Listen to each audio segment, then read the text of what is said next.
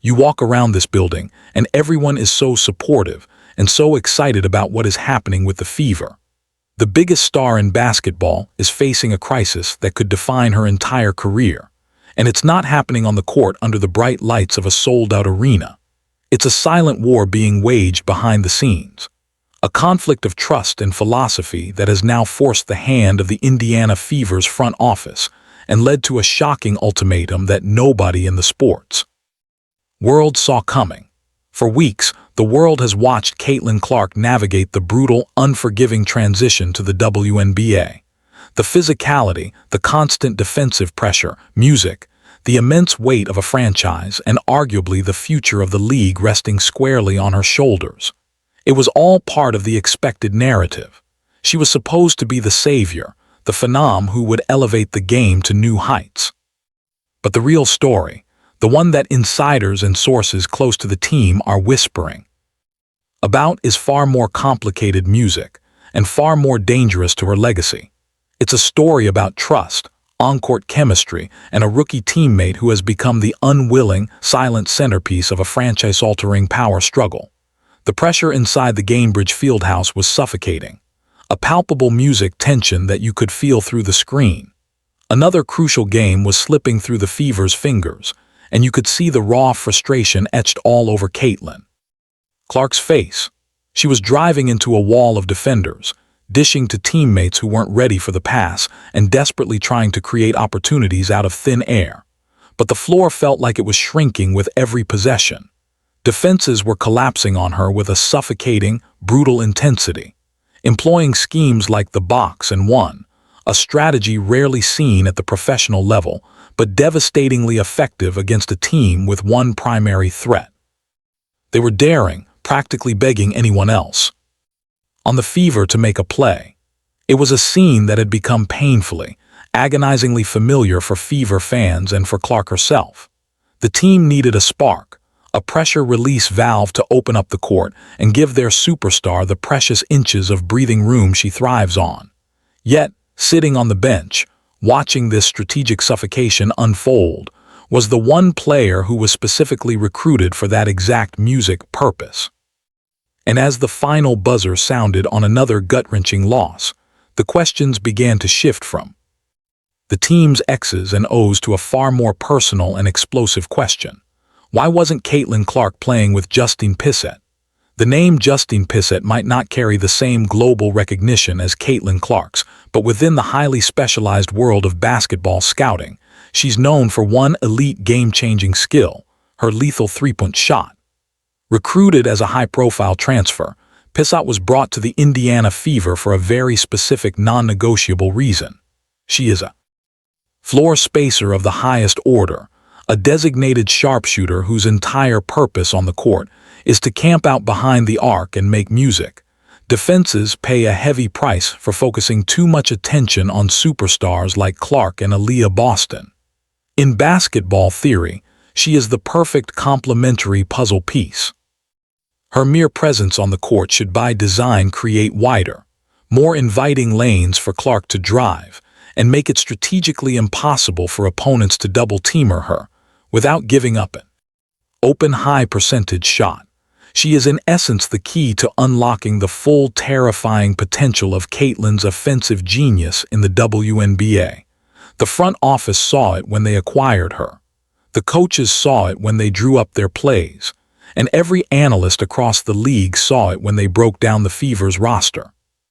So, her continued puzzling absence during crucial offensive sets music began to look less like a standard rookie not being ready for the big moment, and more like a vital tool being deliberately left in the toolbox.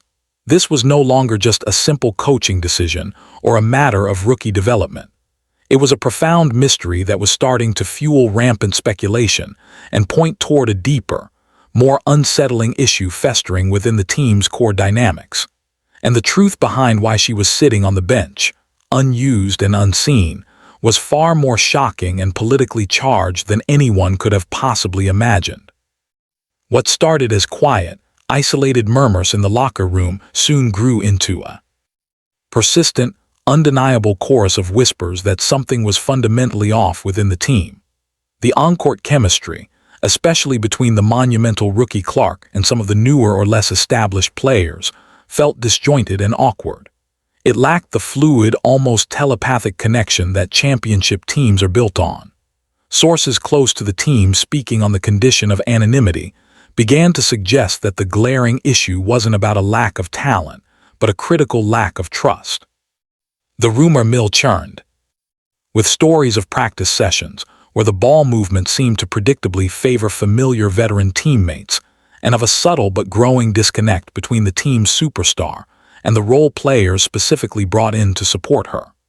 The emerging narrative pointed directly at Clark, a generational player so used to having the ball in her hands and making every single decision for 4 years at Iowa that she was now struggling to integrate with pieces she wasn't fully confident in. Was she deliberately overlooking Pissott, a player with whom she hadn't yet built a deep-seated rapport, or was it a more subconscious bias, a quarterback sticking to their trusted, well-known receivers in a moment of intense crisis? Whatever the underlying reason, the on-court result was the same.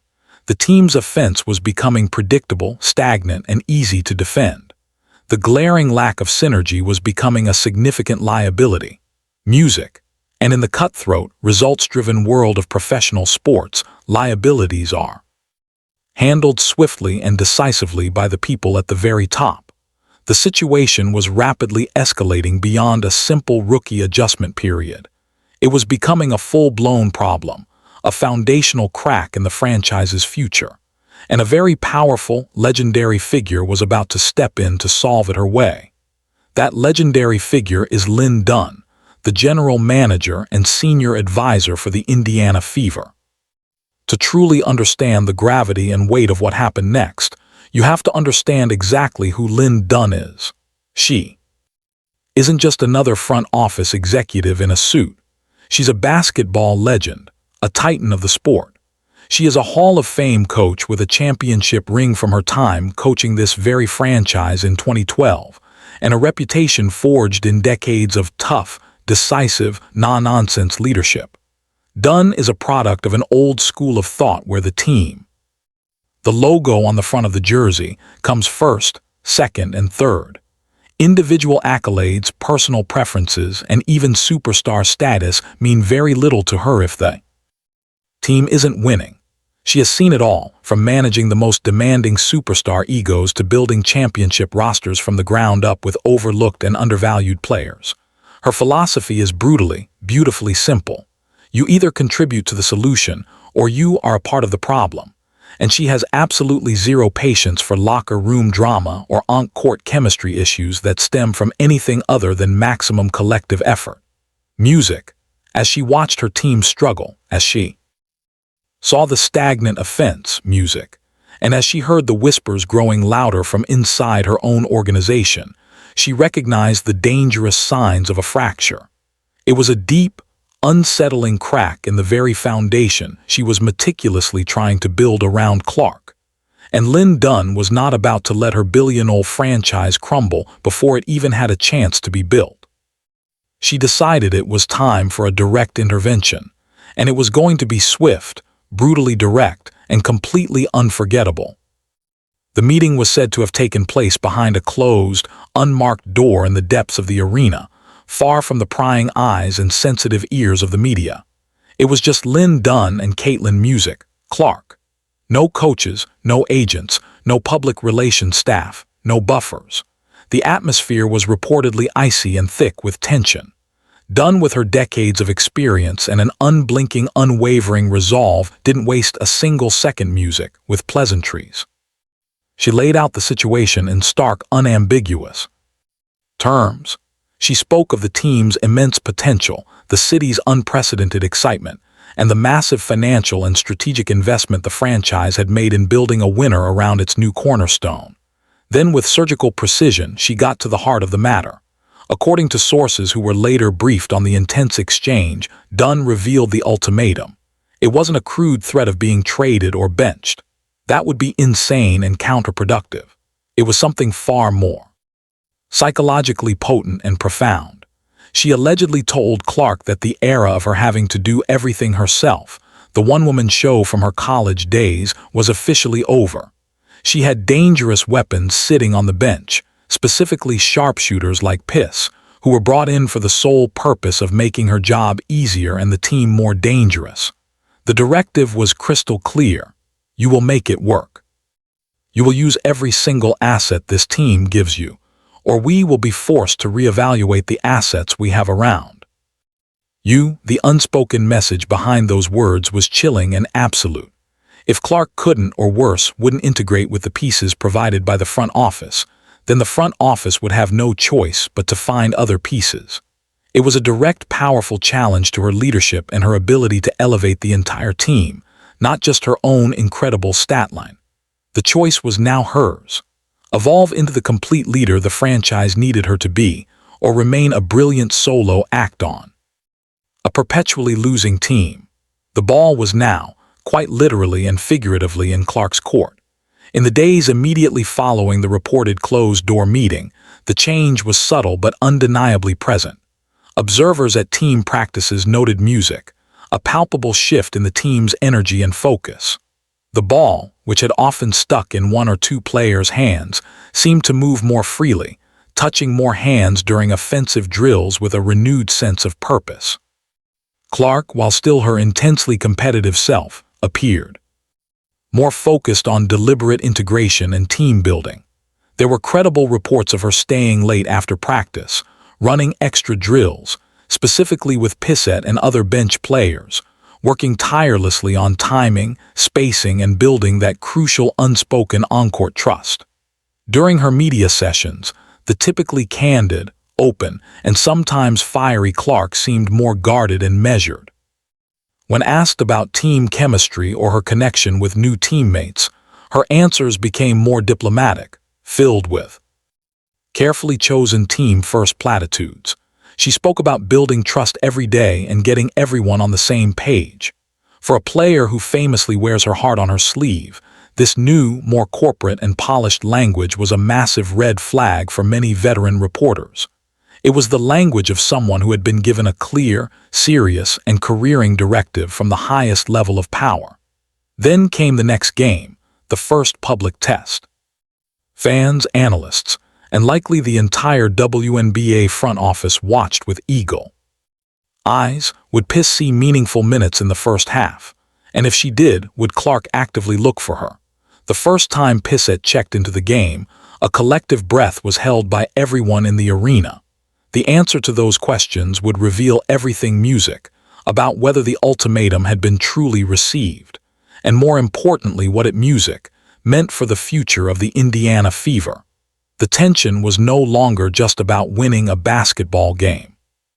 It was about witnessing in real time the direct and immediate fallout of a high-stakes front office power play. This move by Lynn Dunn was about so much more than just getting Justine Pissott a few minutes of playing time. It was a calculated, strategic, and masterfully executed power play designed to send an unmistakable message not only to Caitlin Clark, but music to the entire organization, the league, and the sports world at large. In the modern era of player empowerment, where superstars often wield immense, almost unchecked influence over roster decisions, coaching hires, and team strategy, Dunn's decisive action was a firm and powerful pushback. She was drawing a definitive line in the sand, unequivocally declaring that in Indiana, the franchise's authority and vision would not be challenged or compromised, not even by the biggest star the sport has ever seen. This was a classic time-tested move to establish control and set the culture early in a superstar's career. By confronting this sensitive issue head-on and behind closed doors, Dunn was shaping the narrative around her young star on her own terms. She was forcing Clark to grow beyond being just a phenomenal scorer and into a true floor general, a leader who understands that her ultimate job is to elevate everyone around her. It was an incredibly high-risk, high-reward maneuver. If it worked, it could accelerate the team's development by years and forge a tougher, more unified and resilient championship contender.